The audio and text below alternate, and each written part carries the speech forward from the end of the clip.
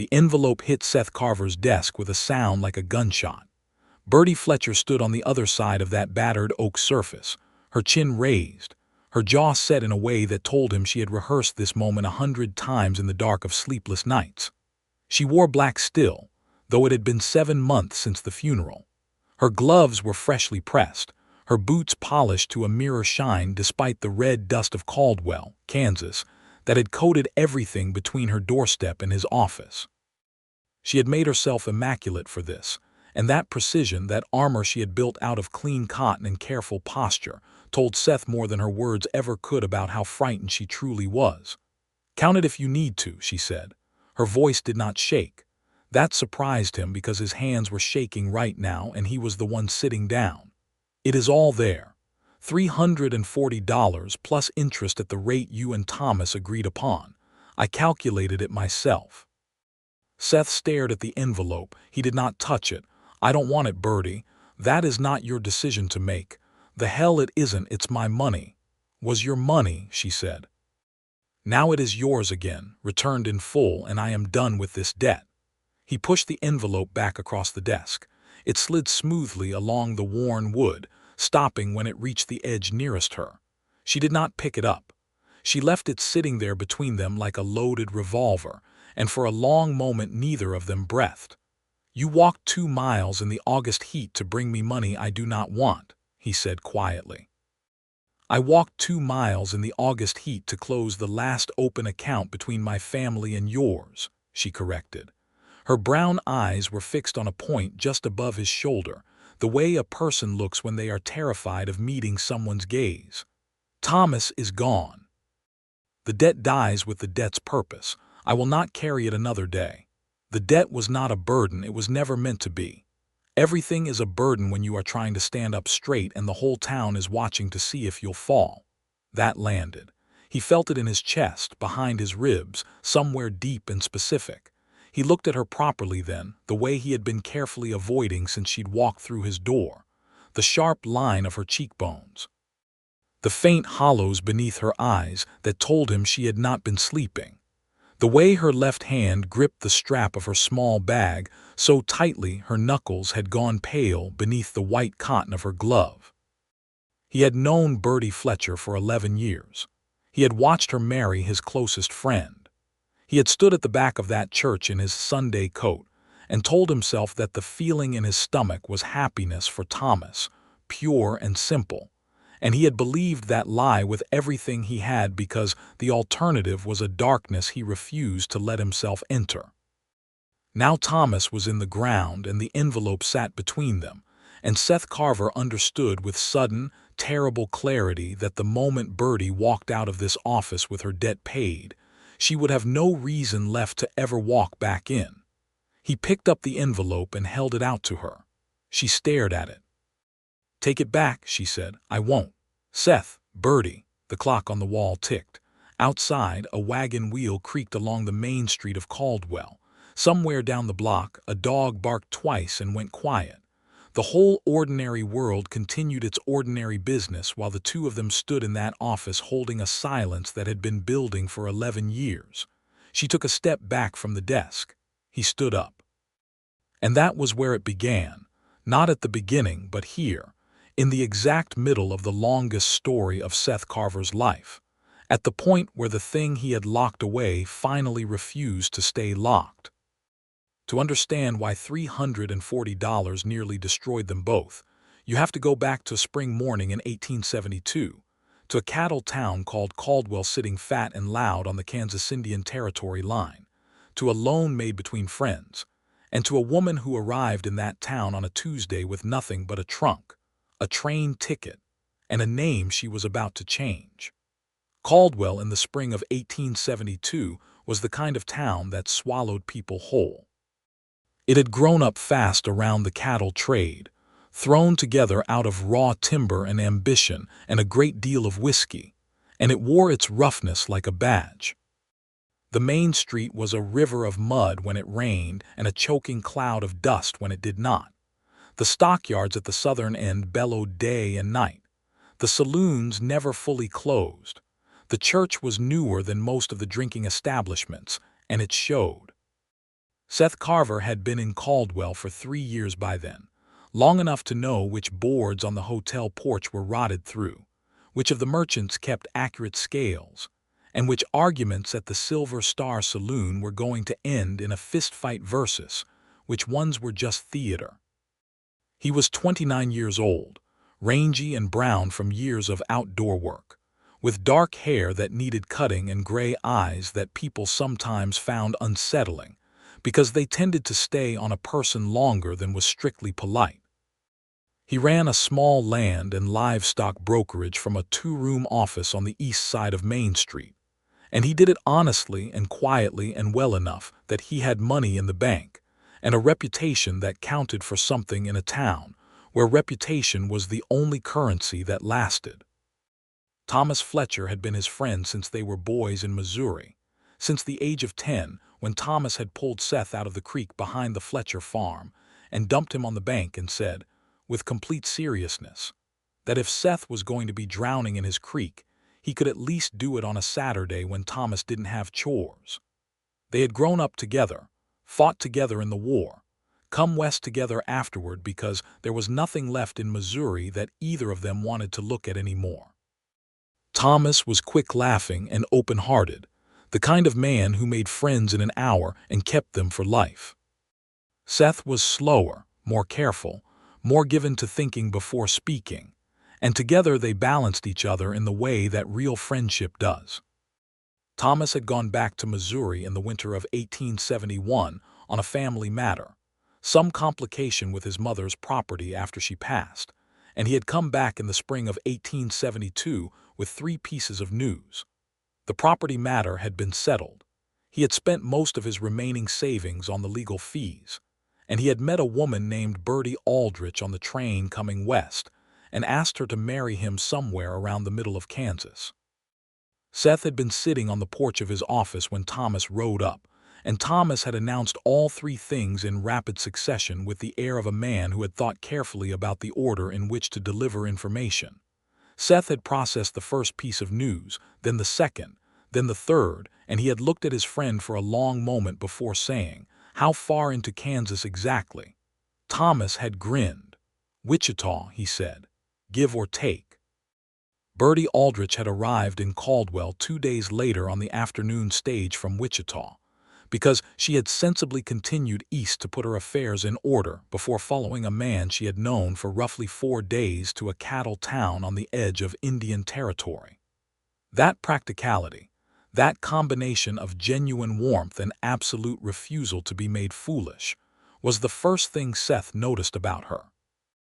The second thing he noticed was that she was beautiful, not in the way that announced itself loudly, but in the way that crept up on you, that lived in the intelligence of her eyes and the particular way her mouth curved when she was thinking something she had decided not to say. He had shaken her hand on that stage platform and said he was pleased to meet her and meant it entirely, and something in the handshake, something in the direct, measuring way she looked at him, told him that she was cataloging him as carefully as he was cataloging her. She had looked at Thomas with an expression of such complete happiness that it had physically hurt to witness, and Seth had understood right then, in the spring dust and cattle noise of Caldwell, Kansas, that he was going to spend a very long time learning to want what he already had instead of what he could not have. Thomas and Birdie were married in June of 1872 in the new church, the one newer than the saloons. Half the town came. Seth stood up as Thomas's best man and performed every function of that role with complete, genuine love for his friend, and if there was a secret tucked behind his sternum like a coal that would not cool, he was the only one who knew it was there. The trouble started the following year. Thomas Fletcher was a good man and a poor businessman. He had a gift for relationships, for the kind of easy trust that made people want to work with him, but he made decisions with his heart rather than his head, and he had a blind spot for risk that Seth had always privately worried about. In 1873, when a cattle broker from Abilene came through Caldwell with a proposition about a new grazing route and a partnership in a small herd, Thomas had shaken the man's hand and committed $500 before Seth had a chance to review the terms. The broker's name was Calvin Marsh, and he was not quite a criminal in the technical sense, but he was close enough to the line that the distinction didn't matter much to the people he left broke in his wake. The grazing route was real. The partnership terms were not what Thomas had understood them to be. By the time the season ended and the accounting was done, Thomas Fletcher had $340 less than he had started with, and a wife, and a baby on the way, and a pride that made him hesitate far too long before he asked Seth for help. Seth had given him the money without hesitation, without interest, with a simple handshake and a note in a ledger that Thomas had insisted on signing. The formal terms, the repayment schedule, the interest rate, all of that had been Thomas's doing, not Seth's. Thomas Fletcher would rather have died than feel like a charity case, and Seth had respected that enough to let his friend have his dignity even while making sure the terms were as gentle as a loan between friends could possibly be. The money had helped them through. Birdie's first son, a healthy boy they named James, arrived in the spring of 1874. Thomas worked hard, rebuilt his savings slowly and honestly, and had paid back about half the debt by 1876, the year he got sick. It started as a cough in October and worsened through the winter. By Christmas it had a sound that made Birdie's face go still and careful whenever she heard it, the way a person goes still when they recognize something terrible that they are not yet ready to name. The doctor in Caldwell, a decent man named Pryor, said the word consumption in January, and after that the only question was time. Thomas Fletcher died on March the 4th, 1877, a clear cold morning that was just beginning to think about spring. He was 34 years old. He left behind Birdie, who was 28, and James, who was nearly 3, and a small house on Walnut Street, and a debt of $170 that Birdie found recorded in Thomas's careful handwriting in a leather ledger in his desk drawer. Seth had come to the funeral in his Sunday coat again, same as he had worn to the wedding, and he had stood at the grave and felt the specific grief of losing someone who had been part of his life since childhood, the way a piece of the structure of yourself falls away, and the rest of the structure suddenly feels uncertain. He had looked at Birdie across the grave, and she had been dry-eyed in the way that people are dry-eyed when they have already done their crying alone in the dark, and now need every ounce of composure they possess just to remain standing, and he had thought, "She is the strongest person I know." And then he had hated himself for the timing of that thought. He had not visited her in the weeks after, beyond what was required by decency and friendship.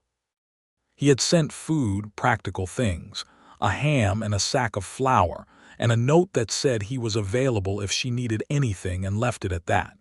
He told himself this was respect for her grief. He told himself he was giving her space. Somewhere underneath those true things was the other truth, which was that he did not trust himself to sit in her parlor and look at her, and not let some part of what he felt show on his face. And the last thing in the world Birdie Fletcher needed was to have to manage the feelings of a man who had silently wanted her for 5 years while she was burying her husband. So he stayed away. And she did what Birdie Fletcher always did with hardship, which was to face it with both hands and deal with it one piece at a time. By August she had taken in a boarder, a schoolteacher named Mrs. Ruth Cobb, who was newly arrived in town and grateful for the room and the company. She had planted a kitchen garden that was producing enough that she was selling the surplus to the hotel. She had written to the Caldwell Commercial Courier and offered to do bookkeeping work from home because she had a head for numbers, and the town had exactly one accountant who charged rates that most of the smaller merchants found steep. 3 merchants had already taken her up on it. Seth knew all of this from the way news traveled in a small town, from conversations at the general store and the barber shop, from the way Caldwell talked about its own business as freely as it breathed. He was proud of her in a way that he had no right to express. He watched from a careful distance and told himself this was the correct thing and went on with his days. And then on a Thursday in August, the hottest day of the summer so far, The door to his office opened and Birdie Fletcher walked in with her chin raised and an envelope in her hand. The money sat between them on the desk, and neither of them picked it up. "You need that money," Seth said. His voice was even, careful, the voice he used in negotiations when he did not want the other party to know how strongly he felt about the outcome. "I know what you're earning from the bookkeeping and the garden. I know what the room from Mrs. Cobb brings in. I know what it costs to run that house and raise a 3-year-old boy. You cannot afford to return this money, Birdie." Her eyes finally met his. There was a flash of something in them, quick and bright, that might have been anger or might have been something else entirely. She controlled it immediately. "You know a great deal about my finances," she said. "I know a great deal about this town's finances. I'm a broker. Numbers are my work. Then you should understand why I cannot have a debt outstanding. I am trying to establish myself as a professional. If I am going to ask the Caldwell merchants to trust me with their books, I cannot have people saying that Birdie Fletcher can't keep her own accounts in order." That was a reason he had not anticipated, and it was a good one, and he could see from the way she delivered it that she had been holding it ready, waiting to use it if necessary. She was not wrong. Reputation in this town was everything, and a widow with an unpaid debt, however sympathetic the circumstances, was a woman people quietly discounted. "Nobody in this town thinks less of you for owing money on a loan your husband took out," he said. "Nobody says so to your face," she replied. "They say plenty in other directions." That was also probably true, and the thought of it made him angry in a way that was disproportionate, and that he had to visibly manage. He picked up the envelope. He held it for a moment, feeling the weight of it. $340 was a significant sum for a woman in her circumstances. It represented months of careful saving, of doing without, of early mornings bent over ledger books by lamplight while her son slept. She had worked that hard to bring him this money, and she was looking at him with those dark eyes that were trying so carefully not to show him anything, and he made a decision. He opened his desk drawer and placed the envelope inside it. "I'll hold it," he said. She blinked. "I beg your pardon. I'll hold it in trust, not as a debt, not as a loan, just money that belongs to you, held safe, available whenever you need it." He closed the drawer. "The debt is satisfied, your reputation is clean, the money is yours." She stared at him for a very long moment. "That is not what I came here for," she said.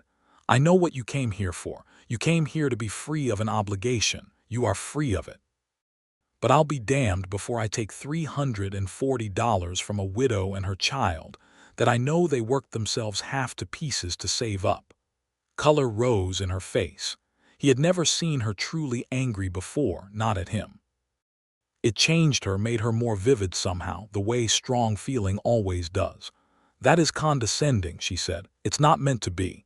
It doesn't matter how it's meant. It feels like charity dressed up in a clever frame. It's not charity, it's stubbornness. There's a difference. The difference is invisible from where I'm standing." He stood up from behind the desk because this conversation required him to be on his feet, and came around to stand a few feet from her. Not close enough to crowd her, but close enough that she had to look up slightly to meet his eyes. She did not step back. That was Birdie Fletcher. She held her ground. "You want the truth," he said quietly.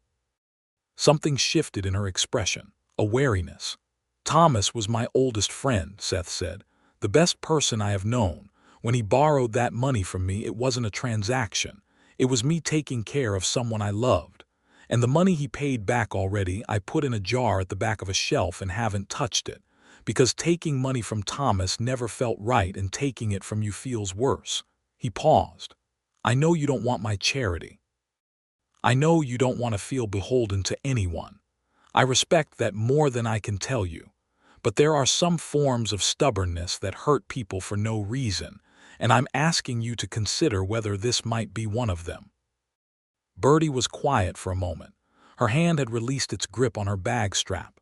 Her shoulders, which had been held very straight and very deliberately since she walked in, dropped a fraction of an inch. "You already paid back what he paid you," she said.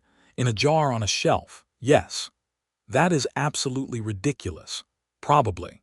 She looked at him with an expression he could not fully read, which was unusual because Seth Carver was generally good at reading people. There was something working in her eyes, some calculation happening behind them, and he waited while it resolved. "If I accept this arrangement," she said slowly, "I want it written down, formally. Not a loan, not a debt. A safekeeping agreement. My money, held by Seth Carver, returnable on demand at any time with no conditions attached." He felt something loosen in his chest. "That's fair. And I want to be clear that this does not create any obligation on my part beyond the acknowledgement of the arrangement. Understood? And if you ever so much as suggest that it does, I will take that money back immediately and deposit it directly with the bank where it will earn actual interest." He almost smiled. He stopped himself. Understood. She held his gaze for one more beat, searching for something. Whatever she found or didn't find, she gave a small, precise nod and said, "Write it up then. I'll come back tomorrow to sign it." She walked out of his office, and Seth stood in the middle of the room and listened to the sound of her footsteps crossing the porch and descending to the boardwalk. And then he sat back down at his desk and looked at the drawer where the envelope was sitting. And he felt like a man who has been holding his breath for a very long time and has just now, cautiously, let himself exhale. The safekeeping agreement was written up by morning. Seth had spent the better part of 2 hours on the language, wanting it to be genuinely clean and correct, wanting her to see that he had meant what he said about it being hers with no conditions. He had Frank Morrow, who ran a notary service out of the back of the general store, witness and stamp it, and when Birdie arrived the following afternoon she read every line before she signed it. He had expected her to leave immediately after. She surprised him by sitting down in the chair across from his desk and saying, "You should have James as a co-signatory. If something happens to me, the money goes to him." "That's sensible," he said. "James is 3. I know how old my son is. I mean as a legal matter, a named beneficiary. Can you draft something like that?" He could. He did. They spent another 40 minutes going over the language, and Birdie had 3 specific amendments, all of which were legally correct and practically shrewd. And by the time it was finished, Seth had concluded that Birdie Fletcher had one of the sharpest financial minds he had encountered in his professional life, which was saying something. "You're wasted on kitchen gardens," he said when they were done. She looked up from the document. "I beg your pardon. The bookkeeping you're doing for the merchants. That's a start, but you have a real head for financial structure. Has anyone offered you actual accounting work? Not just balancing ledgers, but advising on financial decisions?" She was quiet for a moment. "Nobody offers that kind of work to a woman," she said, and there was no bitterness in it, just a flat, precise statement of reality. "No," he agreed, "which is an extraordinary waste of a resource." He tapped the amended document. "Would you be interested in taking on some work for me, formally, with a proper rate? I have 3 clients whose accounts I manage alongside their land transactions, and I spend more time on the numbers than I'd like." "You'd be better at it than I am." She studied him. "Is this charity?" she said. "No, you've seen my handwriting. My arithmetic is perfectly sound, but my bookkeeping organization is appalling, and I know it. This is entirely self-interested." She studied him a moment longer, then, "What is the rate?" he told her. It was fair, the same he would have paid a man, which was the only rate it would have occurred to him to offer. "I'll think about it," she said, which he had already learned was Birdie Fletcher for yes. She came back Monday morning, and that was the beginning of a different kind of arrangement. One that had nothing to do with money and everything to do with the fact that 2 people who were both careful and both intelligent and both, in their different ways, deeply lonely were now spending several hours a week in the same room talking about things that mattered. It started professionally and stayed professionally for longer than Seth expected, which he credited to Birdie's extraordinary discipline and his own determination to give her time and space, and absolutely nothing that could be construed as pressure. She was 7 months out of widowhood. She was rebuilding a life. She had a child and a boarder and a reputation to maintain, and a town full of eyes watching to see what the Fletcher widow did next. The last thing she needed was a man making complications. So he kept it simple. She came in on Mondays and Thursdays for 3 hours each time. She sat at the small table he moved to the corner of the office for her use, and she worked on the accounts with a focus and precision that was genuinely impressive to watch. He worked at his own desk. They talked about the work, about the clients, about financial questions that she brought with a directness he found refreshing. Sometimes they talked about other things, town matters, news from back east, the question of whether the railroad expansion rumors were real or wishful thinking. She spoke about James sometimes, small stories about what he was learning, what made him laugh, and Seth listened to those stories with a care that he told himself was the natural interest of a family friend. He took James fishing once, on a Saturday in late September when the cottonwoods along the creek were going gold. It had been Birdie's suggestion, made carefully, that James needed male company now and then, and she wondered if Seth might be willing. Seth had said yes before she finished the sentence, and then spent 3 days trying to remember if he had answered too quickly. At the creek, James, who was a small, serious boy with his father's coloring and his mother's eyes, had held the fishing rod with great concentration and caught nothing and been entirely satisfied with the experience. On the walk back, he had taken Seth's hand without being asked, in the unself-conscious way that small children take the hand of someone they have decided to trust, and Seth had felt something shift in his chest that he did not examine closely. October arrived. The weather cooled sharply. The days got shorter and the work got quieter, the way it always did when the cattle season wound down and the town exhaled. One Thursday afternoon, Birdie arrived for her regular hours to find Seth on the porch of his office, standing in the cold with his coat on, and his jaw set in a way that she recognized from weeks of observation as him working through something difficult. "What's happened?" she said. He told her. Calvin Marsh had come back, not to Caldwell specifically, but close enough. Marsh had resurfaced in Dodge City, where word was he was running the same scheme he had run in 1873, the false partnership terms on cattle ventures, targeting men who were too trusting and too proud to check the fine print. Seth had heard it from 2 separate sources that morning. He had spent the last hour calculating how many men in the Caldwell region might be vulnerable to Marsh's approach and coming up with a number that troubled him considerably. "He took money from Thomas," Birdie said. "It was not a question." "He took money from Thomas," Seth confirmed. Her face was very still. "What are you going to do?" "I'm going to write to every broker I know in Dodge and Wichita and Medicine Lodge and make sure Marsh's name is associated with his methods. It won't stop him completely, but it will slow him down and warn the men who pay attention to professional correspondence." "What about the men who don't pay attention to professional correspondence?" Seth looked at her. "I was hoping you might help me with a different version of the warning, one more accessible." She thought about it. "The Courier. Frank Hennessy at the Courier prints anything he thinks will sell papers. A story about a fraudulent cattle broker returning to the region would sell papers. Can you prove Marsh's methods well enough to put them in print without getting Hennessy sued?" Seth smiled just briefly. "That's exactly the right question. And yes, I think I can.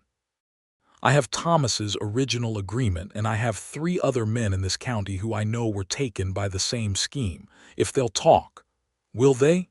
"They might if someone asks them the right way." She met his eyes. There was a spark there, quick and bright. "You want me to ask them?" "You're Thomas Fletcher's widow. He was everyone's friend. If you walk up to those men and explain what happened to Thomas and ask them if something similar happened to them, they will tell you things they would never tell me." It was a correct calculation. Over the following 2 weeks, Birdie visited, always properly, always with Mrs. Cobb as an accompanying presence for propriety's sake, 4 men in the Caldwell area who Seth had identified as probable Marsh victims. 3 of them confirmed it. 1 wept. All 3 agreed to have their accounts of the scheme, anonymized at their request, included in a statement that Seth drafted, and that Frank Hennessy at the Courier published on a Thursday morning in late October 1877 under the headline, Buyer beware fraudulent broker operating in regional cattle markets. The story spread. Seth's professional correspondents had already sent the warning eastward along the cattle trade networks. The combination put Calvin Marsh in a position where his scheme was visible enough to be dangerous, and word reached Caldwell the following spring that Marsh had moved on to Colorado, where presumably he would find fresh ground to work. It was not justice in the proper sense, but it was something. Seth and Birdie sat in his office the Thursday after the article ran, and she had brought apple cake wrapped in cloth from her kitchen, and they sat at their respective work surfaces and ate it with the quiet satisfaction of people who have done a useful thing together. Thomas would have liked this, she said, at one point. Thomas would have found the whole thing excessive and told me to let it go, Seth said. He was always more forgiving than I could manage. He was, she agreed, and her voice was gentle with it, not raw, not broken, just warm and a little sad the way grief goes when it has had enough time to stop being only sharp. He was always more forgiving.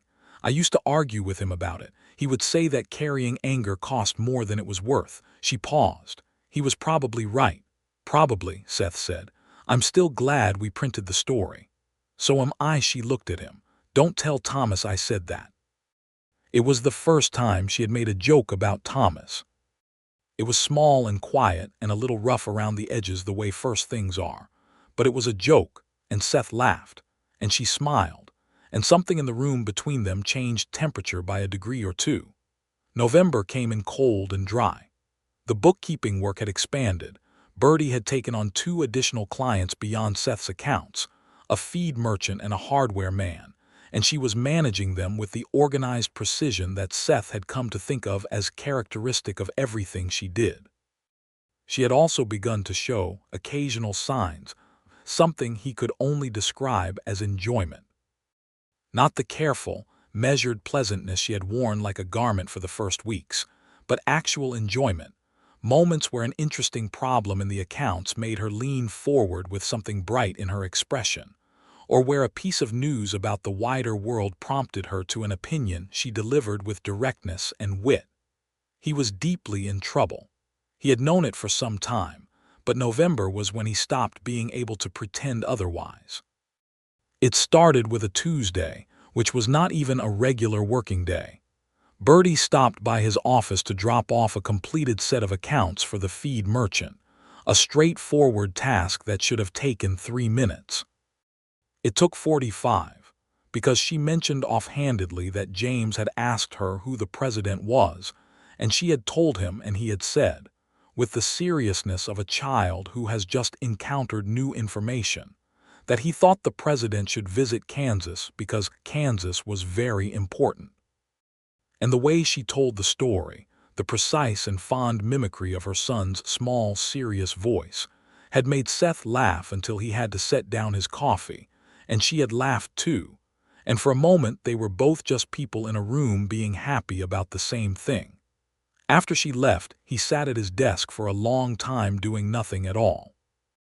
Ruth Cobb, Birdie's boarder, was a woman of approximately 45 with a sharp eye and the serene confidence of someone who has spent 20 years managing classrooms full of other people's children. She came into Seth's office one December afternoon to pay a bill on behalf of a friend, and looked at him for slightly longer than the transaction required before saying, "You're going to have to say something to her, Mr. Carver." He looked at her. "I don't know what you mean." "You know exactly what I mean," she said pleasantly. "And so does half this town, which means Birdie is probably the only one who doesn't, because when you're in the middle of something it's always the hardest to see.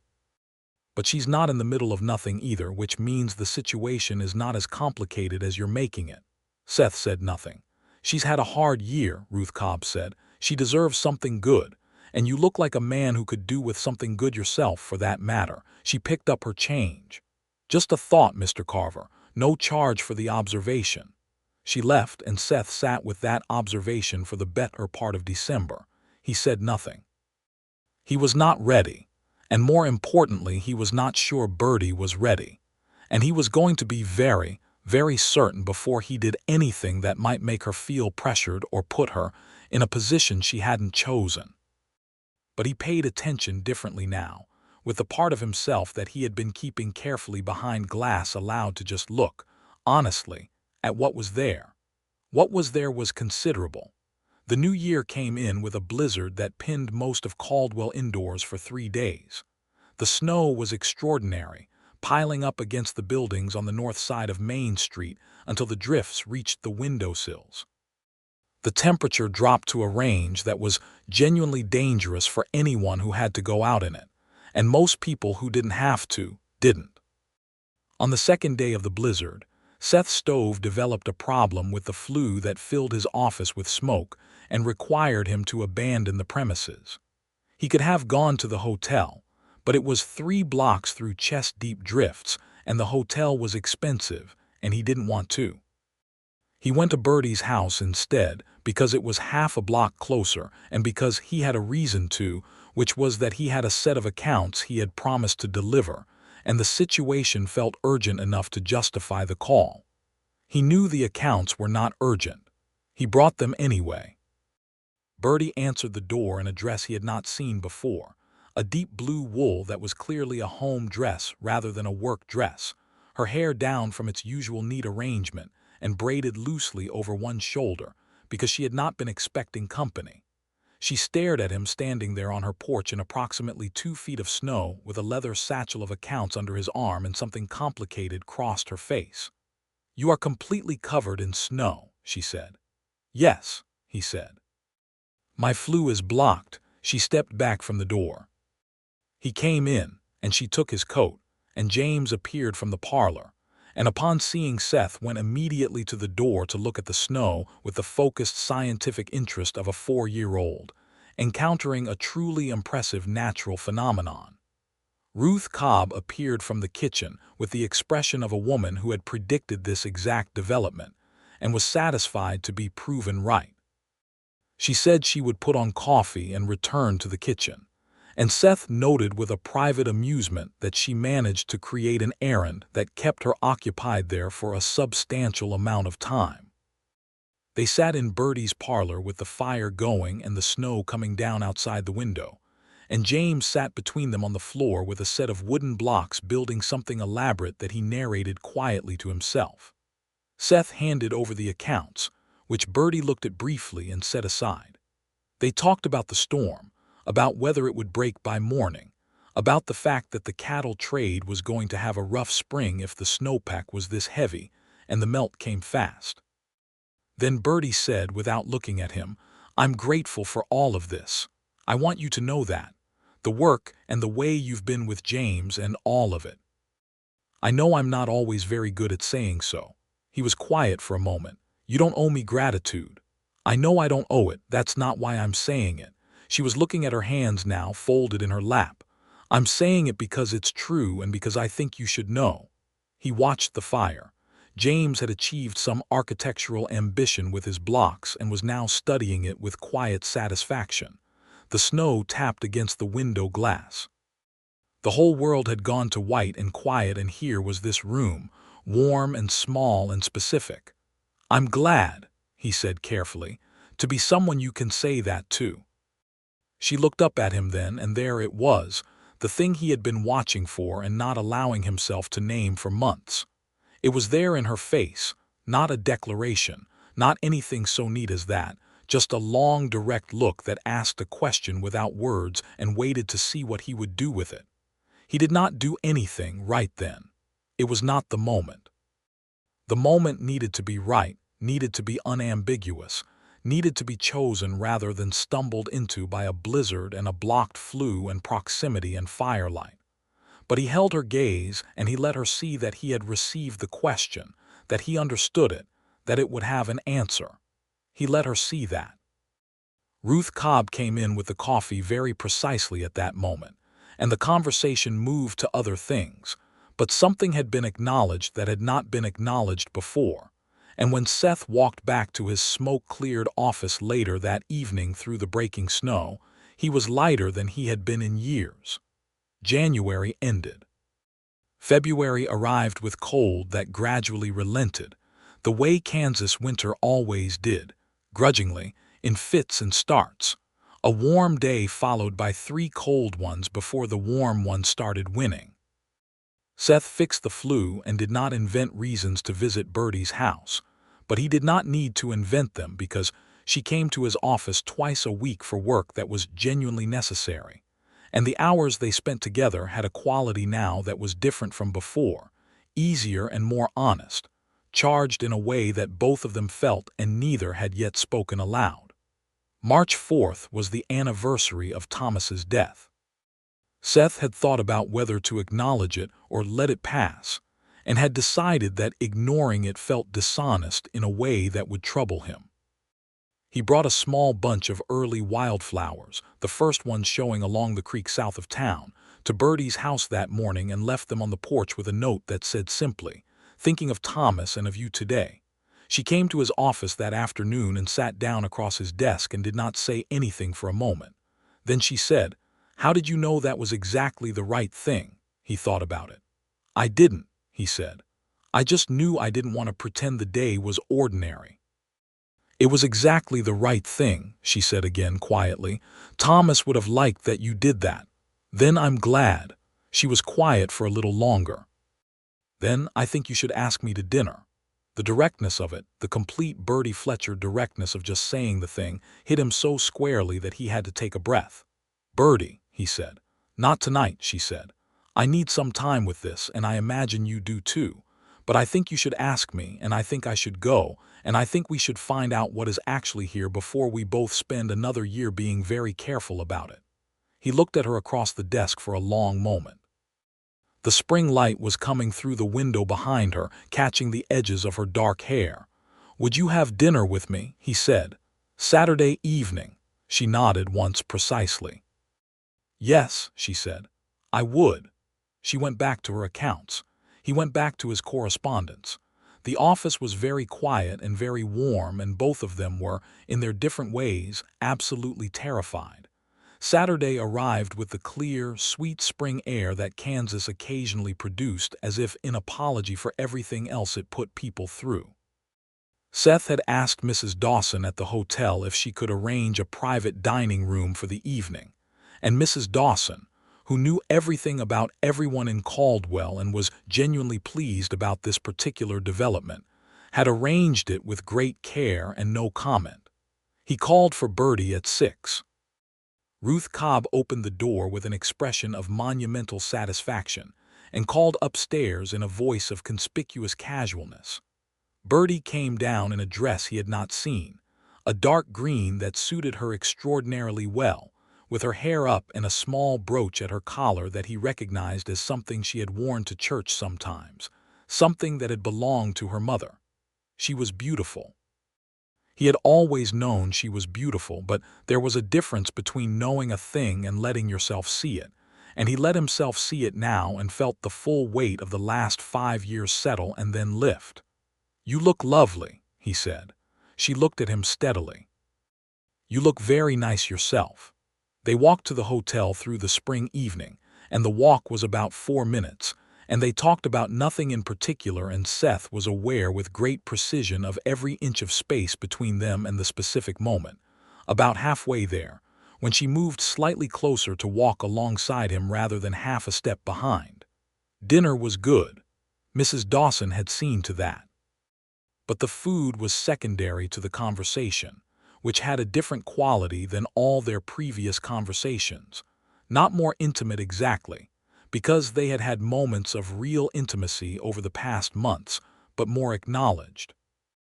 They were both present in a different way, without the careful management of feeling that they had each been practicing.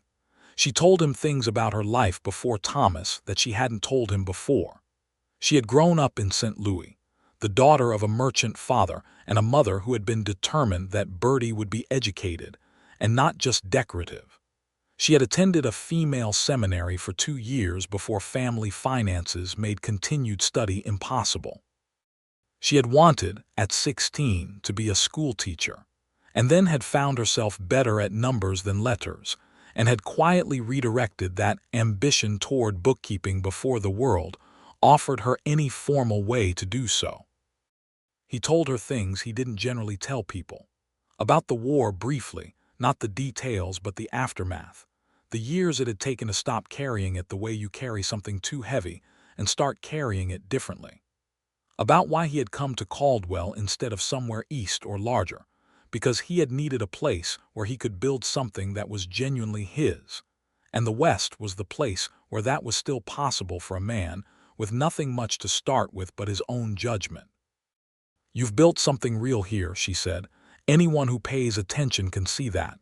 "You pay attention," he said. "I always have." Her eyes met his, even when I wasn't supposed to. The words landed quietly, but the weight behind them was not quiet at all. He held her gaze. "I should tell you something," he said. She waited. He thought about how to say it and then decided that there was no clever way and the direct way was better. "I have been in love with you for a very long time," he said. "Not in the way that was ever going to act on anything, not while Thomas was alive, not while you were grieving. But I want you to know it was there, and that it's there now, and that I am telling you so that you have all the relevant information and can make whatever choice you make with full understanding of the situation." She was very still. "How long?" she said, after a moment. "The day you arrived on the stage. I know that's not what a person is supposed to say." Her breath came out slowly. She looked at her hands, then at him, then at her hands again. "I want to be honest with you," she said, "in the same way you're being honest with me." "Always," he said. "I love Thomas," she said, "completely and truly. I want that to be clear. I know that. And I need you to believe that I am not someone who was carrying something for you while I was married to him. I wasn't. I was his wife and I was glad of it." "I believe you," he said, and he did. "But," she said and paused, "there was always something when you were near. Something I recognized and refused to look at, because looking at it would have meant something I wasn't prepared to do anything about, and it didn't belong to me anyway." She finally looked up at him. "After he died, when I started coming to your office for work, I thought I could keep it professional and clear, and that would be the sensible thing. And then you said something about wasted resources, or showed up in a blizzard, or brought wildflowers on the worst day of my year, and the professional and clear thing kept getting harder to maintain." He said nothing, because there was nothing to say that wouldn't diminish what she had just said. "I'm not good at this," she said. "I spent a year learning to stand on my own again, and standing on your own is something you can be good at. But this, whatever this is, I don't know how to be good at it." "Neither do I," he said. "I've been practicing the distance for 5 years. The proximity is new." She smiled at that just briefly. Then she said, "I think we should go slowly. I think that would be the right thing." "Yes," he said, "and I think you should know that I am glad you said what you said, all of it." "Good," he said. "So am I." They walked home through the spring night, and this time the space between them was the deliberate space of two people who were choosing it, who could close it, and had decided to let it exist for now because careful things built slowly tend to last. He did not kiss her that evening. He left her at her door and said good night, and she said good night and went inside, and he walked home through the dark streets of Caldwell feeling like a man who has set down something he did not know he was still carrying. Spring moved into summer with a warmth that was different from the summer before, when the envelope had hit his desk and the whole thing had begun. The work continued between them, but it was openly different now. Caldwell noticed, because Caldwell always noticed, and the town's reaction was not one thing but many, a mixture of warmth and approval from the people who had liked both of them separately and saw nothing but good in the combination, and a thread of gossip about the propriety of a widow courting before the full year was out that Birdie addressed by simply continuing to conduct herself with the complete dignity she had demonstrated through everything else. James Fletcher, who was 4 and extremely perceptive for his age, announced one evening in May, while Seth was sitting in the parlor helping him with the blocks again, that Seth smelled like horses but in a good way. Seth had accepted this assessment as high praise. A week later, James asked if Seth would come to church with them on Sunday. Birdie, who was in the doorway, met Seth's eyes over the boy's head with an expression that was half apology and half something warmer than that. Seth had said yes, and James had been satisfied, And on Sunday Seth had sat in the pew beside Birdie and James with the particular feeling of a person who has somehow, without quite seeing the moment when it happened, walked from outside a family to inside one. He asked Birdie to marry him in July, not with any theatrical gesture, not staged or elaborate, because neither of them was that kind of person. He asked her on a Thursday afternoon in his office after the work was done, and the accounts were closed, and they were sitting with the late afternoon light coming through the window, the kind of afternoon that didn't require anything special, because it was already sufficient in itself. He said, "I want to marry you. I want James to have a father who is present, and I want to be your husband, and I want to stop having a reason to stop visiting your house for professional propriety and just be there, if you'll have me." She had been quiet for a long moment, long enough that he had felt a genuine cold uncertainty. Then, "James is going to be extremely pleased," she said. "Is James's mother going to be pleased?" he said carefully. She looked at him with those dark eyes that he had learned to read over a year of watching, and what was in them was not uncertainty, not hesitation, but something deep and true and carefully held, like a lamp in a steady hand. "Yes," she said. "James's mother is going to be very pleased." They were married in September, in the same church where Thomas and Birdie had been married 17 years before, and Seth had stood at the altar and watched her come down the aisle, and thought that this was the truest thing that had happened in his life, and he intended to deserve it every single day. The ceremony was performed by Reverend Caldwell, who had known both of them for years and who kept the service warm and specific, and not too long, which both Seth and Birdie appreciated. Ruth Cobb sat in the second row with James on her lap, and James was wearing a small suit that Birdie had made for him, and was taking the whole proceeding with the seriousness it deserved. The moment the vows were exchanged, he looked at Ruth Cobb and said, in a carrying whisper, that was his papa now, and Ruth Cobb had produced a handkerchief from her sleeve with the speed of a woman who had prepared for this possibility. The reception was held at the hotel, courtesy of Mrs. Dawson, who had been invested in this outcome since the previous March, and was not going to let it pass without appropriate celebration. Half of Caldwell attended, because it was the kind of town where weddings were public occasions, and this particular wedding had generated a great deal of quiet goodwill. The feed merchant whose accounts Birdie had been managing brought a barrel of cider. The hardware man brought a practical and extremely useful set of kitchen tools, which he presented with the air of a man who has given this gift serious thought. Seth had arranged, through a contact in Kansas City, for a photographer to come to Caldwell for the occasion, which was a significant expense and a genuine novelty in a town that rarely saw professional photographers. The photograph was taken outside the church after the ceremony, with the golden September light coming down across the street. Birdie stood straight and close beside him, her hand in his arm, looking directly at the camera with an expression of complete composure and something underneath it that was unmistakably happiness. James stood in front of them wearing his serious suit and looking at the camera with the intense concentration of a child who has been told to hold still. Seth stood with his hand over Birdie's on his arm, and if you looked at his face in the photograph, you could see something that the careful, self-contained Seth Carver of previous years had kept very thoroughly out of his expression, which was love, unguarded and direct. They put the photograph on the mantel in the parlor of the house on Walnut Street, where Seth moved in the following week because the house was larger and already a home, and James knew its corners, and where it creaked at night, and dismantling that stability for the sake of Seth's smaller and less organized bachelor rooms would have made no sense at all.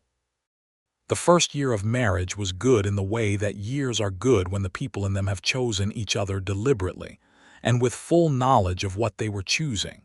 It was not effortless, because real life is never effortless, but it was honest, and when things were difficult they were difficult together, which made them manageable.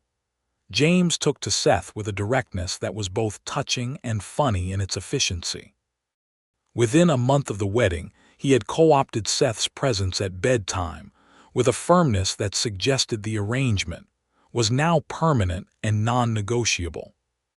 Seth had read to him every night he was home, graduating from simple picture books to longer stories as James's attention span expanded. And James had the specific gift of asking questions in the middle of stories that turned out to be genuinely good questions, the kind that made Seth actually think about the answer. Ruth Cobb stayed on as a boarder through the fall, then announced in November that she had found a small house of her own to rent and was ready for her own domain. "Thank you very much." Birdie had hugged her in the kitchen and said some things in a low voice that Seth could not hear, but that made Ruth Cobb pat her back firmly and say, "I know, dear, I know." Ruth Cobb came to dinner every Sunday after that, so it was not a real departure, just a reorganization of arrangements. The bookkeeping practice continued to grow. By the following year, Birdie had 7 clients and was managing a volume of accounts that was, by any honest measure, a substantial small business. She had also taken on, at the request of the local school board, a role advising on the school's financial management, which was unpaid but which brought her into contact with the wider educational conversation in Caldwell and reminded her of her original ambition from before she could read it directly. Seth watched her work and thought frequently about the extraordinary waste that the world made of women's minds, and said so occasionally in ways that Birdie received with a combination of agreement and dry humor. "You're the only man I know who gets angry about it on my behalf," she said once. "Most men either don't notice or prefer the waste." "Most men are fools," he said. "Most men are products of their time," she said, which sometimes amounts to the same thing, but it's worth the distinction. In 1879, on a morning in February, Birdie told him she was expecting. Seth had been having coffee at the kitchen table when she said it, standing in the doorway with a careful, watching expression that was waiting to see how he received the news. He had set down the coffee and stood up and crossed the kitchen, and she had started to say something practical about what they would need to arrange, and he had put his arms around her and held on for a moment, just a moment, while she went quiet and let him. "Are you well?" he said. "I'm perfectly well," she said against his shoulder. "I'm early yet, but I'm well." James, who was 5 and present at the breakfast table, looked at this exchange with scientific interest and asked what was happening. Birdie told him, in age-appropriate terms, that there was going to be a baby in the autumn.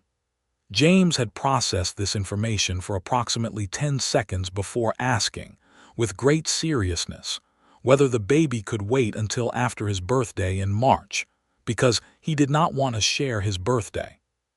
Seth and Birdie had looked at each other over James's head with the specific helpless amusement of parents, and Seth had said he would see what he could arrange, and James had accepted this with some skepticism. The baby did not come in August or September, but in October, on a cool, clear day that had a crispness to it that felt like a gift. It was a boy, healthy and loud, who arrived with a great deal of drama and then settled immediately to the business of existing with a focused intensity that reminded Seth immediately of Birdie. They named him William Thomas Carver, the Thomas for obvious reasons, and the choice of name was something that Seth proposed and Birdie agreed to with an emotion she managed in her quiet way, by being very still and looking at the wall for a moment before nodding.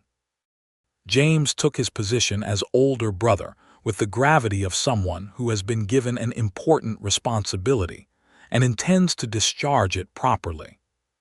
He helped when asked, reported potential threats or irregularities to the relevant adults with great diligence, and was observed on multiple occasions sitting beside the cradle having what appeared to be serious conversations with William, who was not yet old enough to respond, but who tracked his brother's face with great interest.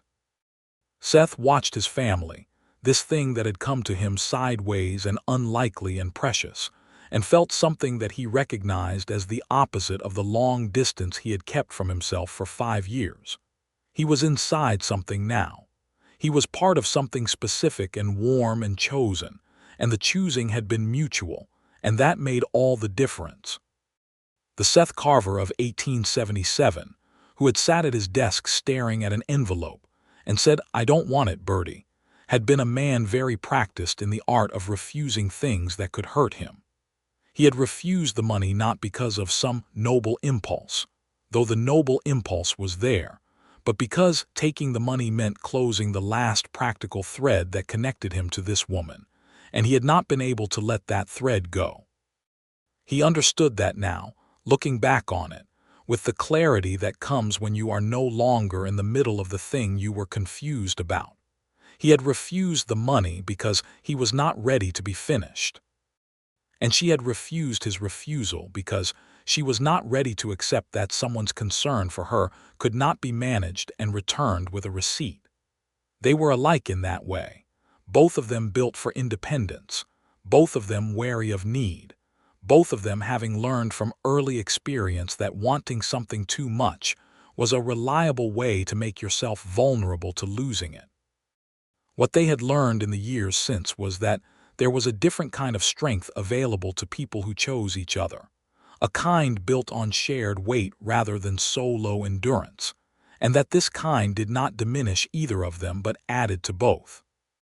The year 1880 brought changes to Caldwell that reflected the changes coming to the West more broadly. The cattle trade was shifting. The great drives that had built the town were beginning to be displaced by the expanding railroad network that made overland drives less necessary.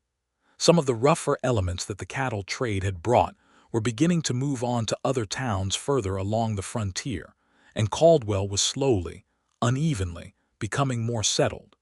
New people arrived with families. A second church went up. The school expanded.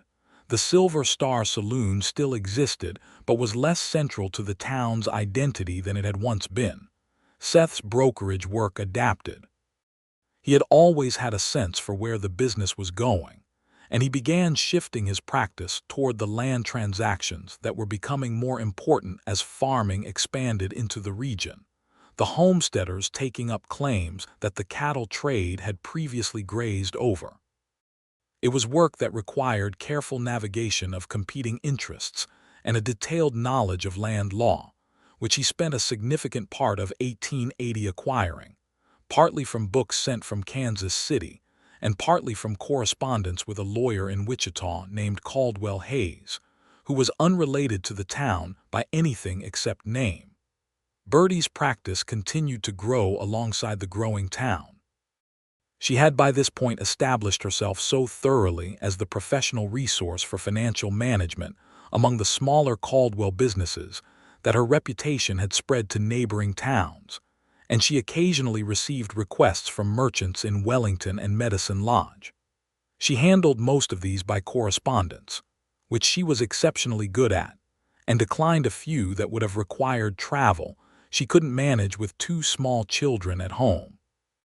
James started school in the fall of 1880, attended by the mixed emotions that attend all such transitions, primarily his mother's mixed emotions, since James himself approached school with the focused curiosity he brought to most things.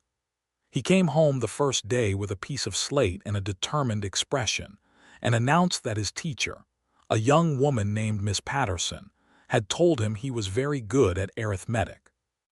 Birdie had looked at Seth with an expression of suppressed delight, and Seth had said, very seriously to James, that he was not surprised.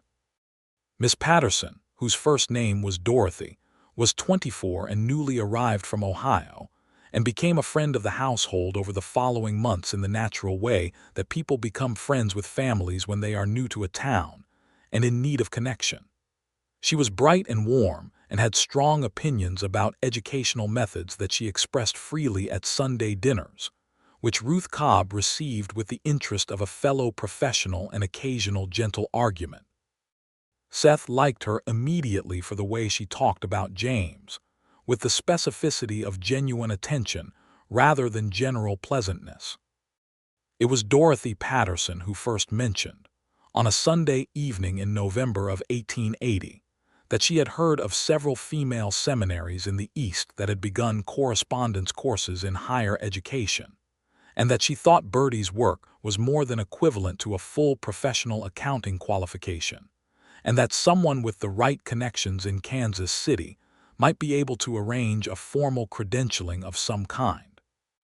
Birdie had received this information with a stillness that Seth recognized as her processing something significant.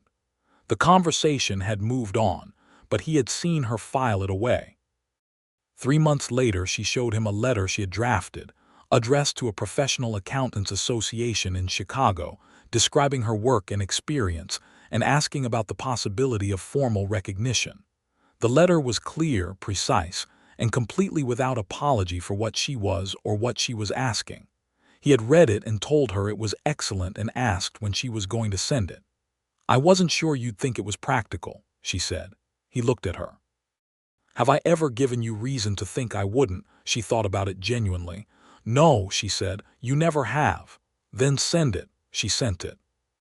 The response came back in spring 1881, cautious and formal but positive, suggesting that with appropriate documentation and a written examination, a provisional credential might be issued. The examination was a correspondence examination, to be submitted in writing, covering principles of accounting, financial law, and business mathematics. Birdie sat that examination at the kitchen table over 3 separate Sunday afternoons, while James and William were occupied elsewhere, Seth mostly keeping the boys out of the house so she could work in quiet. She completed it in 4 hours total across the 3 sessions and posted it without, so far as Seth could observe, any anxiety, because she had been doing the substance of this work for years, and the examination was simply an accounting of what she already knew. The credential arrived in the summer of 1881, a formal certificate from the Illinois Association of Professional Accountants, the first such credential issued to a woman west of the Mississippi that the association was aware of. The certificate was framed by Seth, without telling Birdie he was doing it, and hung on the wall of her home office, which by this point was a proper room rather than a corner of the kitchen, the back bedroom converted to the purpose when Mrs. Cobb moved out. Birdie had come in one morning to find it on the wall and stood in the doorway looking at it for a long moment before she came and found Seth at his breakfast and put her arms around him from behind and held on without saying anything. He put his hand over hers and let the silence say everything it needed to. The jar of money that Seth had described to her that day in his office, the portion of Thomas's repayments that he had never touched, had been sitting in a real jar at the back of a real shelf in Seth's storeroom since 1874. When he had moved to Walnut Street after the wedding, he had brought the jar with him and put it at the back of the shelf in the small pantry off the kitchen, and neither of them had spoken of it. In the fall of 1881, James was 7 and William was nearly 2, and Seth and Birdie were sitting at the kitchen table one evening after the boys were in bed, going over the household accounts the way they did periodically, not because it was strictly necessary since Birdie had everything organized with meticulous clarity, but because they both enjoyed the rhythm of it, the comfortable shorthand of 2 people who trusted each other completely with numbers and with more than numbers. Birdie set down her pencil and looked at the pantry shelf, where the jar was visible between the flour canister and a bottle of vinegar. "The jar," she said. Seth looked at it too. "Thomas's money," she said. "Yes. What should we do with it?" He thought about it. "It's yours," he said. "What do you want to do with it?" She was quiet for a moment. Then, "James is going to need proper schooling in a few years, not just what's available here. There's a school in Topeka that Dorothy Patterson mentioned, a proper academy, and the fees are significant but not impossible." She paused. "And William after that." "Yes," Seth said. "And I think," she said slowly, "that I would like to put a small plaque on the pew that Thomas always sat in at the church. Something simple, just his name and the dates, so people remember he was there." Seth was quiet for a moment. He felt the rightness of that settle in him. "That's a very good use of money," he said. "I thought so." She looked at him. "He would have liked you, you know, as a husband for me. He always admired you." "He would have teased me mercilessly," Seth said. "Yes," she said. "That too. He would have teased you and then told everyone what a fine man you were and meant both things completely. That sounds exactly like Thomas. It does. She smiled, and it was the warm, clear smile of someone who has made their peace with grief and allowed it to coexist with happiness rather than insisting that one must replace the other. Seth reached across the table and took her hand. She turned her palm up and held his hand the way she always did, with the full grip of a person who does not do things by half. "I want to tell you something," he said. "Tell me. I think about that day in my office when you walked in with the envelope.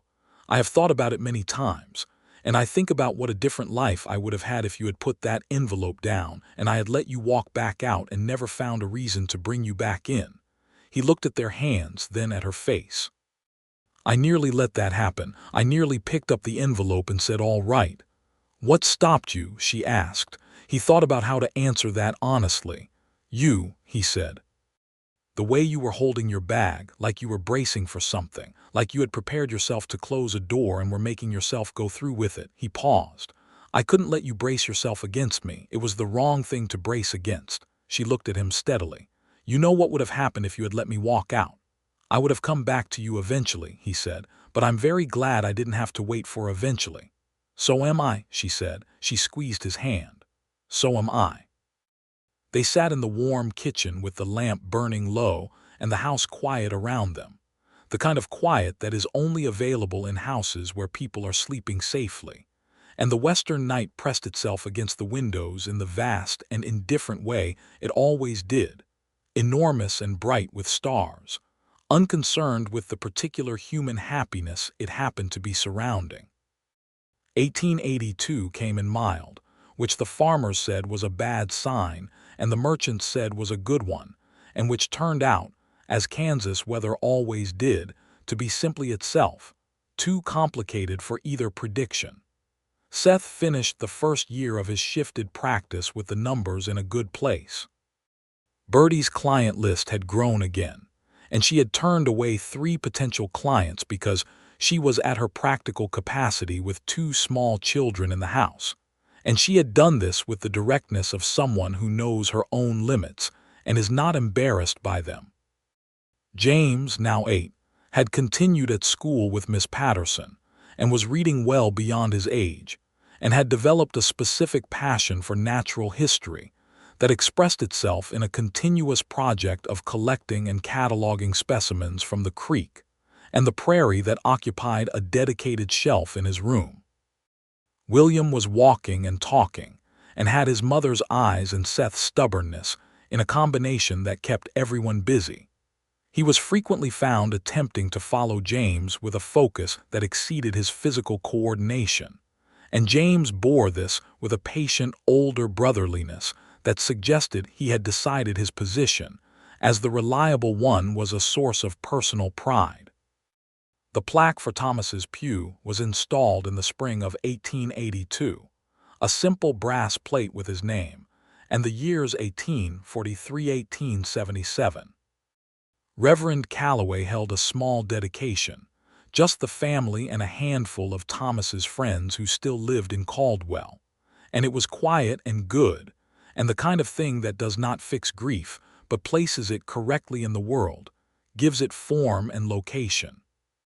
Birdie stood in the church looking at the plaque, and Seth stood beside her, and she took his arm without looking at him, and he covered her hand with his, and they were both quiet for a moment, each in their own way saying something that did not require words. Afterward they walked home through the spring afternoon, William on Seth's shoulders, because he had demanded elevation, and this was the fastest way to end the negotiation. James walking alongside with his hands in his pockets, talking about a new variety of beetle he had found near the creek. The sun was warm and the whole town had the unlocked feeling of a good spring day, and Caldwell streets were full of the ordinary business of people living their lives. They came to the house on Walnut Street, and James went immediately to his room to check on his specimens, and William was lifted down and set on the porch to investigate the flower beds under Birdie's supervision. Seth stood on the porch steps and watched the afternoon settle around his family and thought about everything it had taken to get to this moment, The refusals and the recognitions and the long, careful time and the harder moments and the better ones, all of it leading here. Birdie looked up from where she was kneeling beside the flower bed, directing William's cautious inspection of a particularly interesting flower. She met his eyes. There was a question in her face, reading his expression. "Are you all right?" She said. "Yes," he said. He sat down on the porch step and she came and sat beside him while William continued his inspection with independent focus. "What are you thinking?" she said. "About the envelope," he said. She smiled. "It started small and became real. You think about that too often." "Only because it matters," he said. "Only because that day was the day everything started and I like knowing where the start was. It makes the rest of it more real." She leaned her shoulder against his. He put his arm around her. Down the street a wagon was going by, raising its little cloud of dust, and somewhere in the distance a dog was barking, and the cottonwoods along the creek were full of new green leaves moving in a light wind. "You know," she said, after a comfortable silence, "I brought that money to your office because I was terrified." He looked at her. "Of what?" "Of what it would mean to keep owing you something. Not the money itself, but what it represented. Some connection I hadn't asked for and didn't know how to hold." She paused. "I thought if I could close the account, I could close that feeling, make it clean and finished." "And instead," he said. "And instead you refused the money," she said, "and I refused that, and here we are." She turned to look at him, and her eyes were warm and clear and full of everything they had been to each other and everything they still were. Two very stubborn people sitting on a porch in Kansas. "That's us," he agreed. She laughed. It was the full, unguarded laugh, the one he had worked so hard and so long to earn, the one that was Birdie Fletcher laughing without managing herself, without the careful composure, just present and happy and completely there.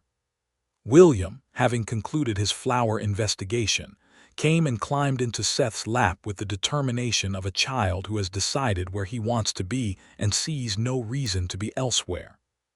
Seth wrapped his free arm around his son and held his wife's shoulder, and the afternoon went on around them, warm and unhurried and whole. They had 3 more years in that house on Walnut Street before Seth's practice grew enough to warrant a larger one. A proper house on the north side of town with a real garden, and a room that was definitively Birdie's office, and a porch that wrapped around 2 sides and caught the evening light beautifully. They moved in the spring of 1885, with James, at 11, helping carry boxes with responsible seriousness, and William at 6 making the process more interesting by disappearing repeatedly to explore the new rooms. A third child, a girl they named Clara Ruth, after Ruth Cobb, who wept at the announcement and then rallied impressively, arrived in 1886 with considerably less drama than her brothers had produced, as if having observed the family from her vantage point and concluded that it was a competent operation and she could make her entrance without catastrophe. She had Birdie's coloring and Seth's gray eyes, and from very early on demonstrated an interest in everything, a roaming, curious attention that moved from flowers to horses to the figures in her mother's account books with equal enthusiasm and no apparent preference. Ruth Cobb, who was now a permanent fixture of Sunday dinners and occasional babysitting and the moral anchor of the family's wider circle, held Clara on the day she met her, and said to Seth in a voice of quiet satisfaction that it had all worked out rather nicely. Hadn't it? And Seth had said that it had indeed, and Ruth had said that she had thought it would, and Seth had said he remembered. And they had both looked at Birdie across the room, and felt the particular warmth of people who have watched something good come into being and been part of making it possible. Caldwell changed around them through the years, the way all frontier towns changed, the roughness smoothing out and the permanence taking hold, the institutions building themselves up out of the provisional. The cattle trade faded as the railroad expanded. The stockyards that had once defined the town's southern edge became less central. New industries moved in. The population shifted in composition, more families, more professionals, fewer of the transient population that the cattle drives had attracted. It became, in time, a genuinely settled town, the kind of place that remembered what it had been without being entirely defined by it. Seth Carver's brokerage became, over the following decade, one of the established land and financial practices in the county. He hired a young man named George Pryor, the doctor's son, to help with the growing volume of work, and trained him carefully in the same honest, methodical way he had always worked. His reputation, which he had always cared about and maintained by simply doing his work correctly, was the foundation that everything else rested on, and it held. Birdie Fletcher Carver's accounting practice became something that the professional associations in Chicago, when they wrote their histories of the field, would eventually note as one of the earliest examples of a formally credentialed female accountant practicing independently in the American West. She would not have described it in those terms herself, because she was too busy with the actual work to pay much attention to what category it fell into. She taught a bookkeeping course through the school beginning in 1888, open to anyone who wanted to learn, and the class was consistently full and produced, over the years, a number of young women who went on to do similar work in other towns, and who tended to credit Birdie Carver in their own professional histories with teaching them that the work was possible. James Fletcher Carver went to the academy in Topeka at 15, funded in part by the jar of money that had been sitting on a shelf for years, and distinguished himself there in mathematics and natural sciences with the quiet thoroughness that had always characterized his approach to anything he decided mattered.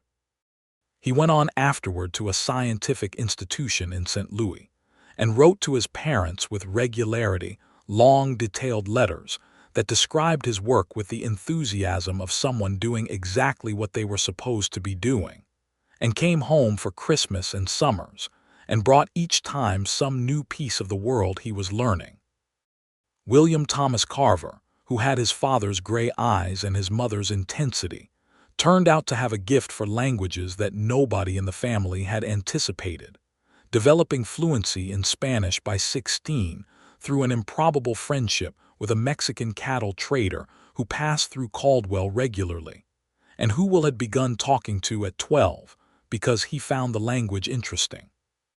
He went to a university in Missouri that had a modern languages program, and came back with a facility for communication that made him, in time, a natural bridge across several of the practical and cultural divides that defined life in the increasingly complex borderlands of the old Indian Territory south of Caldwell. Clara Ruth Carver, who had arrived already competent and proceeded on that basis, became the subject of considerable local discussion at the age of 12, when she organized a subscription drive among the Caldwell merchants to fund a new reference library for the school, secured the subscriptions by visiting each merchant herself with a proposal she had written out in a hand that was already considerably better than Seth's, and completed the project by the following spring.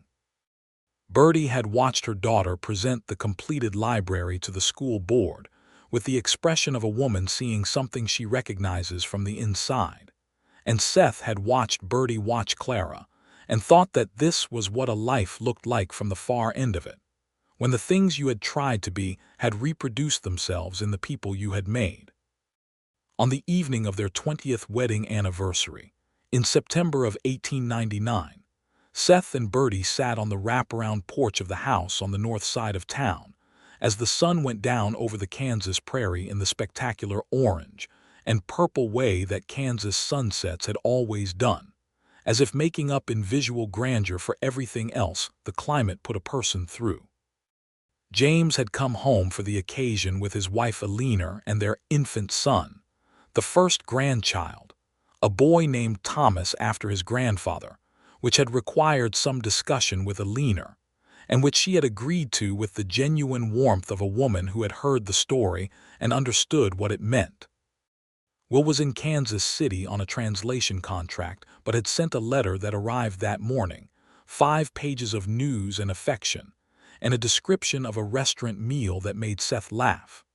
Clara, at 13, was on the porch with them, reading with a lamp by the rail, occasionally offering observations about the book that neither of them had asked for and both of them attended to. Seth and Birdie sat side by side in the two porch chairs that had been on this porch for 10 years and had taken on the particular comfort of things that have been occupied by the same people long enough to conform. He had his coffee. She had her tea. The evening was warm and full of cricket sound and the smell of the prairie after a day of heat releasing itself into the cooling dark. 20 years, she said. 20 years, he agreed. She was quiet for a moment in the way she was quiet when she was thinking about something she intended to say. He waited, knowing her timing. I have been thinking, she said, about what you said that night, about the way you nearly let me walk back out of your office. He looked at her. You've been thinking about that tonight specifically. I think about it often, she said, without embarrassment. It's one of those hinge points. The kind where you can see very clearly what the other version would have looked like. The version where I handed back the envelope, he said, and I took it and went home and we were very professional and somewhat distant and I probably moved away eventually to somewhere larger where the work was. She paused. That's a real life. It would have been fine. It would have been fine, he agreed, but it wouldn't have been this. She looked at him, and in the lamplight and the evening her face was the face he had been looking at for 22 years, from the day she stepped off the stage in the red dust of Caldwell, and it was still, without qualification, the most specific and particular face he had ever known. No, she said, it wouldn't have been this. He reached over and took her hand and she turned her palm up the way she always did, full grip, entirely present. Clara looked up from her book, regarded her parents with the fond exasperation of a teenager in the presence of people being sentimental, and went back to reading. The night came on full and the stars appeared, and the prairie went vast and quiet around the house on Walnut Street. And inside the house, the lamp burned steady, and on the porch 2 people who had refused each other's refusals and found their way to this held on to each other in the dark with the kind of grip that does not require explaining, because it has already said everything there is to say. It had started with an envelope on a desk, and a woman who would not be obligated and a man who would not be finished. It had become, in the way that the most important things do, everything.